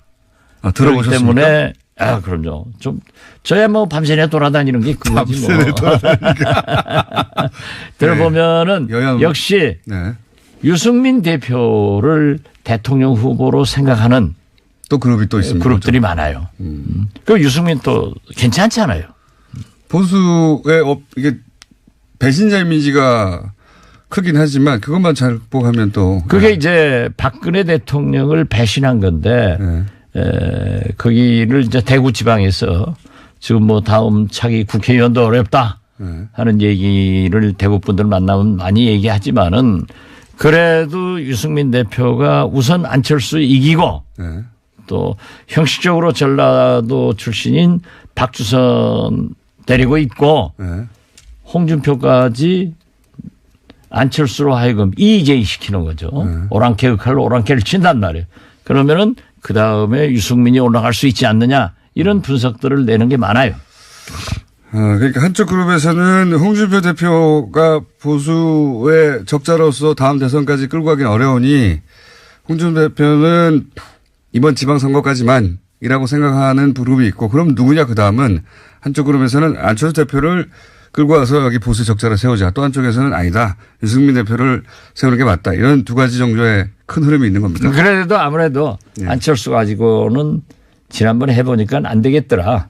그러나 안철수를 끌어오면은 우선 국민의당을 파괴해버리는 호남을 양분시켜버리는 그런 효과가 있기 때문에 자기들이 할 수 있다. 이런 계산이겠죠. 그런데 홍준표 대표가요. 녹록하게 무슨 안철수 유승민이 나가라고 해서 나가는 사람 아니에요? 그게 또 쉽지 않죠. 대단한 사람입니다. 그게 또 쉽지 않습니다. 진짜 대단하신 분이에요. 지금 홍준표 대표 흔들기가 또 당내인데 그것도 다 연관된 흐름이죠. 그렇죠. 연관된 흐름이겠죠. 중진들이 회의하자고 해도 그럼 보세요. 한국당에서 중진은 나지 누구냐. 그게요. 잘 받아치고 술도 잘 읽으니까 만만치 않은 생각집니다. 거기가 지금. 그게 뭐. 최종 승자는 누구로 예상하십니까? 최종 승자는 저는 유승민 아닐까 생각합니다. 그렇습니까? 예, 거기 보수 진영의 상반치가. 왜냐하면 유승민이 승자 돼야 우리 비례대표 풀어주니까. 바른당에 묶여있는 예. 3명, 4명. 3명입니까? 4명입니까? 언론에서 다 얘기하는데. 최소. 지금 제가 얘기하면은요. 큰일 납니까? 큰일 나요. 그러면. 그런데 3명보다 4명보다 더 많을 수 있어요. 그렇군요. 지금. 예. 그분들의 출신 성분상. 예. 도저히 거기에 못 가 있을 사람들이 있어요. 그렇죠. 예. 아무래도. 그분들이 풀어주면은 훨훨 날죠. 그런데 예. 누구다 이렇게까지 해놓으면 더 조이니까. 다 알고 있지 않을까요? 예. 저쪽에서도? 예? 알죠. 예. 그런데 유승민 대표 얼마나 멋있는 얘기했어요. 정치인이 한 번 말을 하면은 지켜야지. 예. 그럼 유승민 같은 사람이 돼야지. 유승민 대표가 그때마다 자기 이익 될 때마다 말을 바꿔버리는 안철수가 되면 안 되죠. 아니 근데 유승민 대표도 본인이 대표되면 그 비례대표들을 다 풀어줄 것처럼 얘기했지만 아직 말이 없지 않습니까? 왜냐하면 파트너인 예. 안철수 대표가 하도 반대하니까 예. 혹시 통합 안 될까? 통합 안 되면은 9석 가지고 길거리 나가서 춥죠. 근데 이제 통합이 됐고 사실상 끝났으니까 본인이 대표고 그러면 바로 풀어줘야 되는 거 아닙니까? 자기가 예. 정치인이 한번 말을 하면은 지켜야 된다. 이런 얘기를 어제 그제 또 했어요. 조만간 이루어질 것이다 보십니까? 저는 잘 하시리라고 보고. 아니면 지방선거까지 묶어두고 뭐 이럴 수도 있지 않습니까? 그러면은 자기가 대통령 후보로서 이미지를 좀 구기죠. 알겠습니다. 그러면 어떻게 됐든 유승민 씨는 훌륭한 분이에요. 풀어주니까. 풀어줄 것이기 때문에. 예. 만약 안 풀어주면 또 이제 공격하실 거죠? 그러나 그분이 확실한 자기의 정체성을 드러내놓고 나는 이런 정치를 하겠다 하는 분이고, 올해 안철수 박주선은 이거였는데 또 이렇게 바꾸고 언제 바꿀지 모르죠. 그 바꾸는 데다 또 우물에다 침 뱉고 가요. 여기서 우물은 작게는 민평당 혹은 크게는 호남을 의미하는 겁니까? 해석도 잘 하시네요. 정체성도 있고. 항상 꿈보다 해몽이 좋아해요. 남북 정상회담은 어떻게 될 거라고 보십니까? 잘 될 겁니다. 미국하고 연결해서 이제 대북 특사도 해보셨고 이 분야 전문가 아닙니까? 이제 그림을 좀 그려주십시오. 앞으로 어떻게 전개될 거다.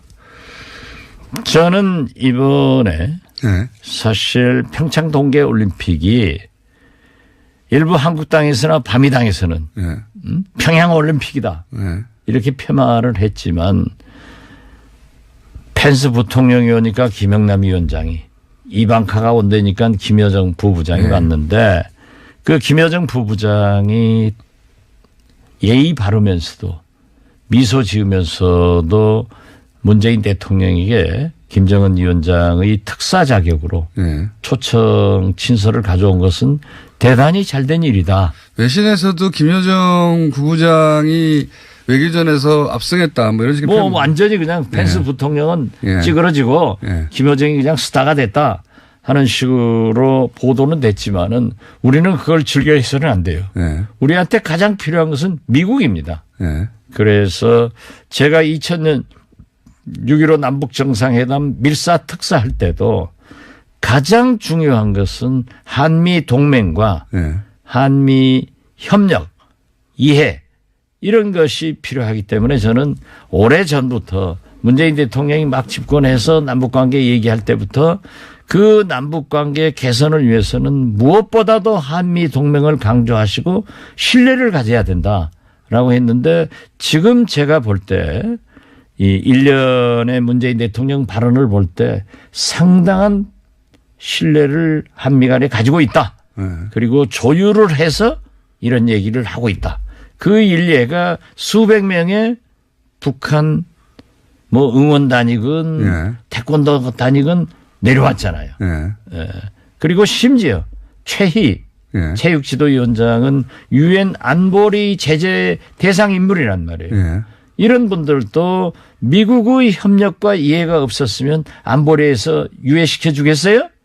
그래서 저는 상당한 문재인 대통령이 취임 후 미국과의 관계를 개선하고 신뢰를 회복했기 때문에 이러한 정상회담도 이루어지고 있다. 그 맨 처음 징조는 역시 문재인 대통령께서 평창 가는 열차 안에서 미국 MBC 방송과 인터뷰하면서 한미 군사훈련을 좀 연기를 요구하겠다. 그때 뭐 미국에서도 난리고 우리 한국에서도 난리인데 저는 그때 그랬어요. 저 말씀은 미국과 조율돼서 이미 합의돼서 하는 말씀이다. 근데 딱 떨어지더라고요. 전문가시니까 딱딱 보면. 그리고 아무래도 뭐 김어준 공장장보다 100,000배는 낫죠, 제가.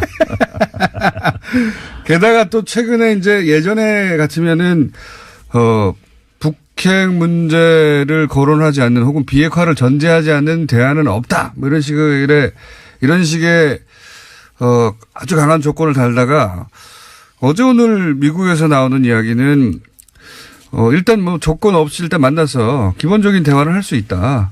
이런 식으로 좀 바뀌었어요, 입장이. 그죠? 그렇죠. 네. 미국은 처음부터 강력한 제재와 네. 대화 이 투트랙 작전이었습니다. 그러니까 이 트럼프가 이렇게 얘기하면 틸러슨 국무장관은 저렇게 하고 네. CIA에서는 이렇게 하고 국방장관은 이렇게 하고 늘 그 미국의 전략적 발언은 참으로 기가 막힐 정도로 잘해요. 그렇지만은 또 김정은도요. 깜짝 놀랐잖아요. 네. 김여정을 여기 보냄으로써 일거의 평창올림픽의 모든 포커스는 김여정한테 가게 했단 말이에요. 이렇게 허점을 잘 찌르는데 역시 북한과 미국 그 외교전에서 누가 승리할지 이것을 생각할 게 아니라 누가 공동 승리할 것인가. 그 공동 승리라고 하는 것은 남북 정상회담을 통해서 남북 정상회담을 하더라도 물론 문재인 대통령의 음성을 김정은 위원장에게 전달하는 것도 좋지만은 김정은 위원장은 트럼프의 목소리를 네. 문재인 대통령으로부터 들으려고 하는 거예요. 그런 거겠죠. 예. 예. 그래서 굉장히 중요하다 이런 생각하는데 방금 비핵화 이 전제가 없었다고 하는데요. 예. 비핵화를 하기 위해서 만나야 되는 거예요. 그렇죠. 예. 지금은 이제 거꾸로 하고 있죠. 예, 예, 다 잘하는데 유승민 바미당 안철수 대표 한국당 원래 그런 데니까 홍준표야 뭐 아무 말이나 해버리는 사람이니까 비핵화 하러 뭐 만나라 이런 얘기를 하는데 그건 말도 아니에요. 그리고 지금 공장장께도 제가 하나 꼭 강조해 주고 싶은 게 보수 정권은 미국과 항상 정책의 궤를 같이 합니다. 네, 그런데 이명박 대통령도요. 남북 정상회담을 추진했어요. 더욱이 중요한 것은 박근혜 대통령의 대북 정책, 한반도 신뢰 프로세스는 비핵화의 전제 조건의 빗장을 풀어버렸습니다. 빗장이라고 표현했어요. 우리는 비핵화를 해야 대화한다는 조건의 빗장을 풀어버린다. 그 한반도 신뢰 프로세스에 그렇게 나와 있기 때문에 지금 이명박 박근혜 대통령하고 함께 정치하면서 한반도 신뢰 프로세스를 돌아와요 부산항보다 더 자주 부르던 사람들이 이제 와서 문재인 대통령한테는 비핵화 한다고 해야 만나라. 먼저 비핵화해야 만나준다. 네. 만나야 된다. 이런 거죠. 이런 얘기는 자격도 없고 해방꾼이다. 저는 그렇게 봅니다. 잘 될까 봐 그러는 거죠. 그러면 되겠어요. 잘 돼야죠. 자, 오늘은 술술술술 넘어가지고 벌써 거의 30분 가까이 얘기를 했습니다. 오늘 여기까지 해야 될 것 같습니다. 설날. 예. 설날 고생하셨고요. 예. 다음 주에 뵙겠습니다. 복 많이 받으십시오. 네. 지금까지 민주평화당의 이제는 박지원 의원이었습니다. 정치구단주. 감사합니다. 감사합니다. 그거마저 알려주면 오늘은 리얼미터 이택수 대표가 직접 자리에 나왔습니다. 네. 조사실장이 지금 휴가를 먼저 가버렸어요. 대표 남겨두고. 안녕하십니까? 네, 안녕하세요. 네, 아시는 분은 아시겠고 모르시는 분은 모르시겠지만 제가 이택수 대표 리얼미터 출범 때부터 CBS에서 라디오를 그때는 아무도 몰랐어요. 그렇죠. 라디오를 했던 10몇 년 전에 10년 전까지도 이제 10년 넘었네요. 하여튼 SBS에 했다가 10년 만에 지금 스튜디오에서 처음 만났습니다. 반갑습니다. 네, 반갑습니다. 자, 상품 소개해 주세요. 이온수기 전문기업 알카메디에서 수소 알칼리 환원수기, 20년 전통 식품명가 주식회사 사홍원에서 온라인 상품권, 오세득 셰프가 선택한 굿밸런스에서 생유산균, 매트의 명가 파크론에서 가족처럼 따뜻한 IoT 건강 온수 매트, 이태리 명품 구두 바이네리에서 구두 중정권, 콜레스테롤 관리의 시작 레이델 폴리코사놀 10을 드립니다. 바람이 좋아요. 네. 10년 만에 스튜디오에 같이 앉았습니다. 자, 대통령 지지율 간단하게 뭐 큰 변수들이 없어서 그죠? 네. 문재인 대통령 지지율이 63.1%로 횡보했는데요. 사실 올림픽 개막됐기 때문에 지지율이 오를 것으로 전망이 됐습니다만 지난주에 남북 정상회담 소식은 이제 긍정적인 요인이었는데 아시다시피 김일성 가면 논란이 네. 주말에 큰 영향을 미치면서 주 초에 약세로 출발했고요. 그러니까 가면 논란 같은 게 또 뭐 진보 진영에서는 말도 안 되는 소재인데 저쪽에서는 또 그런가 싶은 사람들이 또 있어요. 그렇습니다. 이제 60대 이상 어르신들은 이 오보가 실제 사실이라고 믿는 분들이 제법 또 카톡도 있기 막 때문에 돌거든요. 그러면 또 네. 가짜뉴스가. 월요일 날은 63%, 화요일 날은 62.8%까지 떨어졌다가 어제 63.6%로 회복하면서 주간 집계는 63.1%로 횡보한 것으로 나타났습니다. 올림픽도 뭐 언론에서 많이 이렇게 나와야 그것도 효과가 있는데 네. 올림픽도 TV에서 잘 안 나와요. 아직까지는 메달 소식이 메달도 많지 않고. 네. 이제 아마 이제 설 연휴 동안에 메달이 나오기 시작하면 지지율도 오를 것으로 전망이 됩니다. 그러니까요. 대통령이 메달을 딴 것도 아닌데 네, 늘 그래왔습니다. 올림픽, 월드컵 때 메달을 따면 희한하게 대통령 지지율 올라가요. 네. 예. 자, 정당 지지율 어떻습니까? 네, 민주당 지지율이 2.3%포인트 하락한 45.9%, 당청 지지율 동반 하락이고요. 한국당 지지율은 20.8%로 2.1%포인트 올랐습니다. 미래당은 10.5%, 바미당이죠. 10.5%, 정의당 5.6%, 민평당 3.4%로 나타났는데 바른미래당이 지난주에 저희가 잠재 정당 지지도에서 11%였는데 0.5%포인트 빠졌고요. 컨벤션 효과가 이제 있으려고 생각을 할 수도 있겠는데요. 저희가 이번 주부터는 정당 지지도 한 문항만 물어봤습니다. 왜냐하면 다 이제 창당을 했기 때문에 그러면서 국민의당과 바른정당이 통합된이라는 수식어를 뺐습니다. 민평당도 마찬가지고요. 수식어 빠지다 보니까 컨벤션 효과가 나타나지 못했고요. 그래서 10.5%로 지난주보다 소폭 하락했고 민평당도 소폭 하락한 3.4%로 출발하게 됐습니다. 10%대면은 바른정당과 그리고 국민의당 시절의 지지율 합보다 좀 낮은 거네요. 이게 보니까. 그렇습니다. 뭐 대략 한 11% 정도 됐었는데요. 그보다는 낮은 수치를 조금 낮은 수치. 기록했고요. 다른 여론조사 기관에서는 이게 이 리얼미터보다 5%에서 거의 10% 가까이 높은 이유는 뭡니까? 지난번에 잠깐 말했는데 무당 설계 때문이다 뭐 이렇게 얘기하던데. 바른미래당이 저희 조사보다 높은 곳들이 한 3%포인트 안팎 높게 나타나고 반면 한국당 지지율이 많이 낮습니다. 다른 조사기관들이. 왜냐하면 그렇죠. 전화 면접 조사만 하느냐 아니면 전화 면접과 ARS를 혼합해서 하는 저희 같이 하느냐 아니면 ARS만 하느냐에 따라서 한국당 지지율이 크게 차이가 나는데 전화 면접 조사는 상담원한테 직접 자기 얘기를 정치적 하는 색깔을 것이기 드러내야 때문에 되니까. 샤이 보수가 분명히 있습니다. 이거는 민주당이 야당일 때도 마찬가지였었습니다. 야당 지지율은 항상 전화 면접 조사에서 좀 숨기려고 숨겨져 하죠. 있는 편이기 때문에.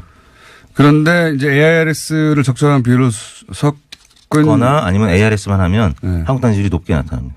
그렇군요. 그러니까 지금 리얼미터의 지지율 수치가 실제에 더 가깝다고 주장하는 거죠, 지금 주장. 실제 이제 투표 결과를 보면 이렇게 혼합 방식의 결과랑 가장 근접하게 맞아왔기 때문에. 혼합의 비율이 문제다. 네네, 그렇습니다. 비율인데 리얼미터가 맞다는 거잖아요, 지금 주장이. 뭐 지난 대선에도 가장 저희가 정확했죠.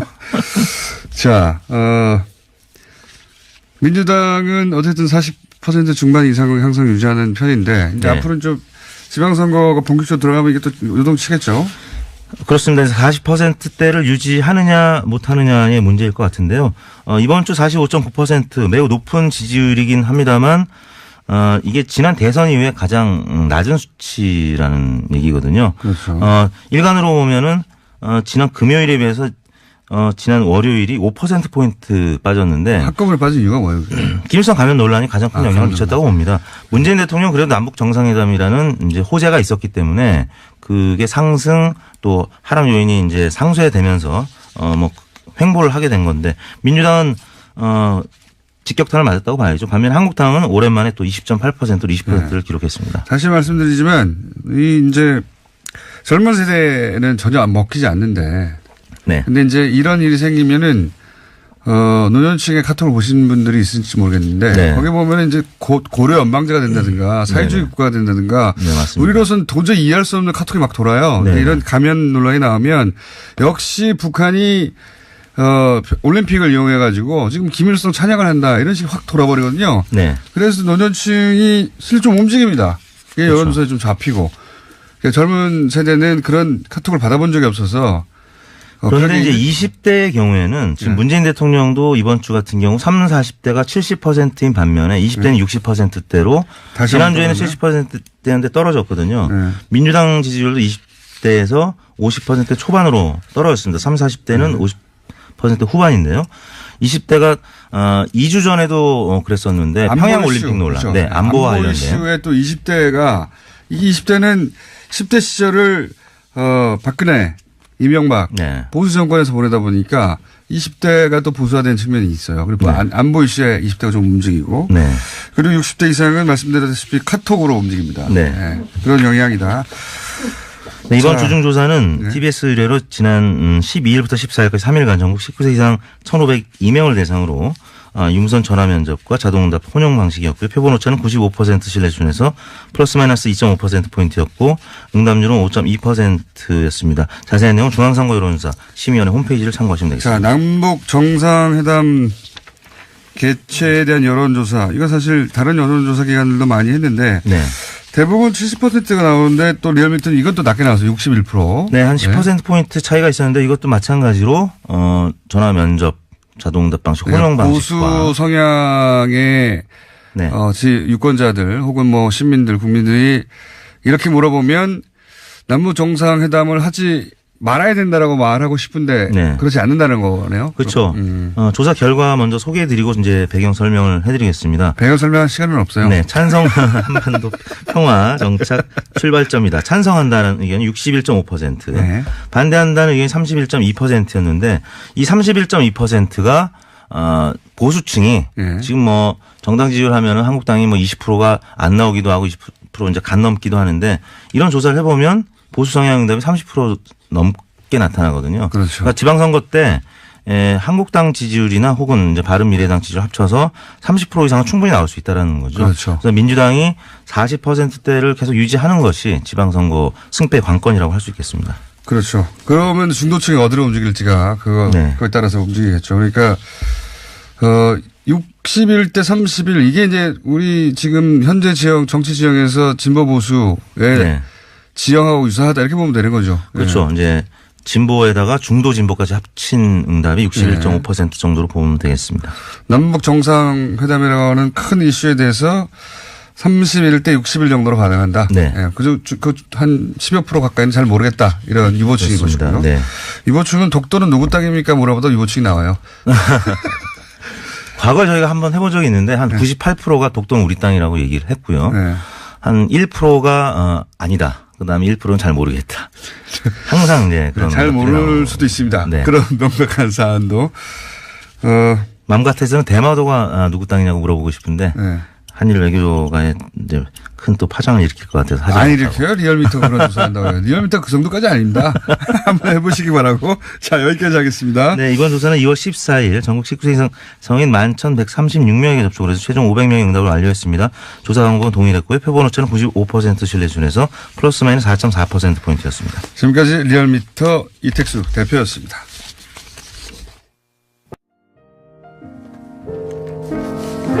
불친절한 AS. 오늘 문자 중에 이런 게 많네요. 네이버 있지 않습니까? 네. 네이버의 각종 메트로 의혹도 있고, 메트로랍니다. 매크로 의혹도, 매크로 의혹도 있고, 네이버의 댓글 정책에 대한 또, 문제 삼는 분들도 있고, 매크로 의혹은 혹은 댓글 알바가 아직도 움직이고 있다는 의혹은 저도 제기한 바가 있고, 해서 청와대 국민청원 게시판에서 수사를 개시해달라, 혹은 이런 청원이 있나 봅니다. 그래서 내일까지인데, 한 2만 명, 3만 명 모자란다. 이런 문자가 계속 오네요. 예. 관심 있으신 분은, 고향하시다가 휴대폰으로 검색해서 한번 확인해 보시고요. 예. 자, 부산에서 TBS를 듣고 있는데 무시하지 마라. 제가 어째 무시했어요. 화를 내고 그러십니까? 부산에 붙자도 말을 안 했는데, 예. 보이는 게 전부가 아니다. 고속도로에 지금 차가 얼마나 많은데, 예. 제가 아침에, 오늘 별로 안 된다고 그랬더니 이런 문자가 오는 거군요. 예. 문경 휴게소에서 실시간으로 듣고 있구만. 평택 지나가고 있는데 아직도 잘 들린다. 그렇게 화두를 내시나? 자, 왜 자꾸 안 된다고 말하는 거예요? 일부러 일어나서 듣고 있는데. 그 뒤에 조금 제가 붙이는 겁니다, 다. 다른 때는 유튜브로 듣다가 오히려 지금은 명절 때문에 일찍 일어나서 실시간으로 듣고 있구만. 예, 이런 거. 엄청 항의가 많이 왔네요. 별로 안 된다고 그랬더니. 예. 중학생인데 등교 전에 맨날 듣고 있어요. 그만 들어. 중학생인데 다 이해할려나 모르겠네요. 자, 시드니에서도 듣고 있어요. 거기는 시간대가 다르고 설날에 아시잖아요. 거기는. 당연한 겁니다. 자, 여기까지 하겠습니다.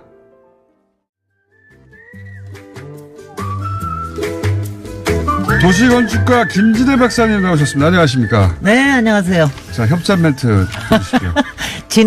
지난 추석에 특근 때는 6번 했는데 오늘은 한 번밖에 안 하게 해주셔서 감사합니다. 설날 교통특집방송 김어준의 뉴스공장 명절 특근은 대한민국이 아끼는 물 제주 삼다수, 디젤 차엔 역시 요소수는 역시 정품 유록스, 새해에도 안전운전이 최고의 보험입니다. 더 K 손해보험 에듀카, 운전 좀 할 줄 알면 누구나 스마트폰 내비 올 뉴 매피, 내가 참여하는 개헌 국민헌법을 검색하세요. 국민헌법자문특별위원회에서 함께 해주고 계십니다. 자, 다들 저보다는 바람이 좋으시네요. 네. 리듬을 타세요. 노래를 부르세요. 지난주에 아파트 하다가 네. 김어준은 왜 아파트를 싫어하냐. 네. 아니, 오늘 기억납니다. 마침 명절이니까 네. 명절 때 이제 다 집에 가시고 그러는데 이 주택 정책이라는 게 결국은 자기 삶하고 관련되는 거 아니에요? 그럼 자기 집에 대해서 생각을 하는 거니까. 아니, 근데 이거예요. 주택이 좋아요. 저는 아주 아니, 어릴 근데 때. 예. 한 가지가 이거예요. 김어준 같으면은 보통 사람들이 아파트에 살 거다. 왜 그렇게 생각해요? 그리고 적어도 오피스텔에 살 거다. 이런 생각을 아마 많은 사람들이 이렇게 할 거예요. 왜요?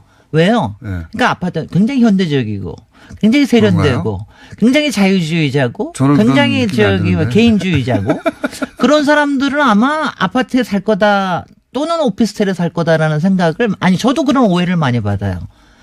저는 주택이 좋은데요. 저는 주택이 좋고 저는 다세대 주택에 사는데 그래도 한 30%에 속해요. 네. 근데 우리 김어준 공장님은 어떤 집에 살고 계시죠? 아예 단독 주택에 살고 있습니다. 단독 주택을 물론 아파트에 산 적도 있습니다. 네. 오피스텔에 산 적도 있고요. 네. 그런데 이제 10년 전쯤인가요? 나는 더 이상 아파트에는 살지 않겠다. 네. 생각을 한 게 이제 우리나라는 잘 산다는 어떤 것을 아파트 평수로 입증하잖아요. 평수와 네. 브랜드와. 네. 평수. 그러니까 내가 잘 살고 있다고 하는 입증이 아파트 평수로 이어지는 어떤 그런 방정식도 굉장히 초라하고 싫고 네. 어느 순간 물론 그런 생각을 하면 아파트에 산 건 아니지만 또 이 동 전체 네. 혹은 뭐 단지 전체가 가끔 베란다 같은 데 아파트 살 때 나와서 보면 저 사람들 다 똑같은 구조에서 살 거 아니야 나처럼 생각하면 그렇죠. 개미가 된 것 같아요 제가. 매트릭스 비슷해요. 네. 그 안에서. 어느 순간 그게 사육되는 것 같은. 네. 어느 순간 막 그게 너무 답답하고 그 자체가 네. 야, 이 많은 사람들이 똑같은 구조에서 다닥다닥 살고 있구나. 나도 그 안에서 개미가 된 것 같고. 그리고 또 이제 아파트가 편하다고들 많이 하잖아요. 편한 거 많이 있어요, 진짜로. 많이 있는데 어느 순간 난 좀 불편해도 내가 나만 할 수 있는 방식으로 살아야 되겠다. 뭐 이런 생각이 겹치고 물론 진짜 주택이 살아보면 불편한 점이 많습니다. 예, 뭐 1년에 몇 번씩 뭐가 어디가 터진다든가 언다든가 뭐 꽂힌다든가.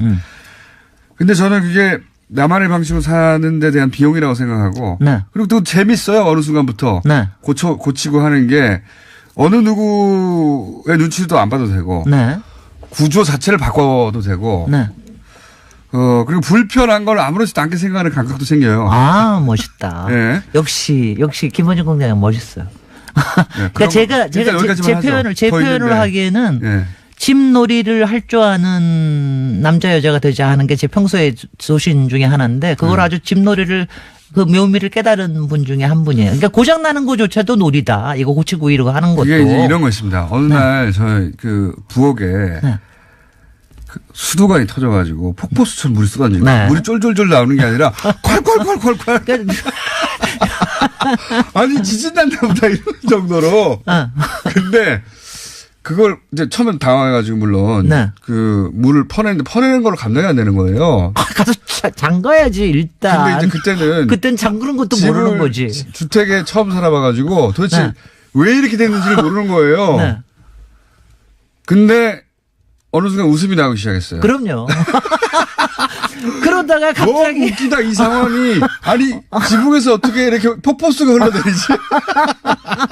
그런 다음에 저걸 어떻게 할까 하다가 어마어마하게 큰 비닐 있지 않습니까? 큰 비닐을 천장에 붙이기 시작했어요. 붙여가지고 그 비닐로 물기를 내가지고 그 싱크대로 연결하는 거예요. 그래서 콸콸콸콸 해가지고 그 천장으로부터 쏟아지는 물이 비닐로 만들어지는 원통을 통해 가지고 호치키에서 막 찍었거든요. 급하게. 그 싱크대로 빠져나가는 거죠. 예. 그걸 보면서 사진도 찍어놓고 와 웃기다 이거 장관이다.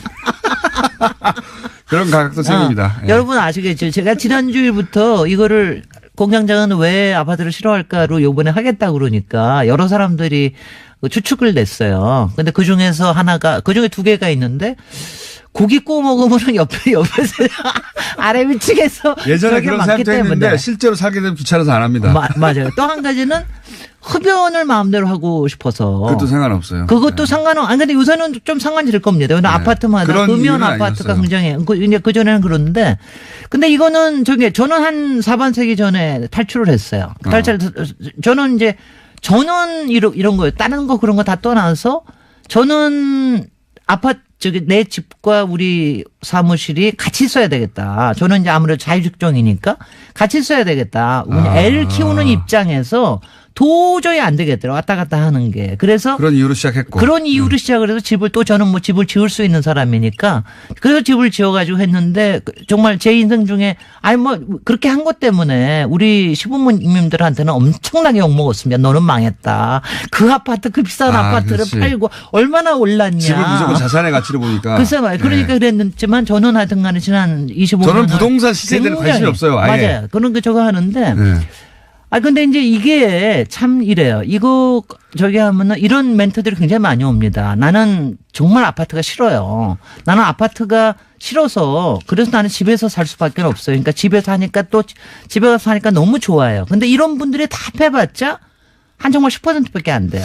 근데 안타깝습니다. 집에 그러니까 이게 뭐냐면 아파트에 사는 사람들이 우리나라 국민 중에 60% 이상입니다.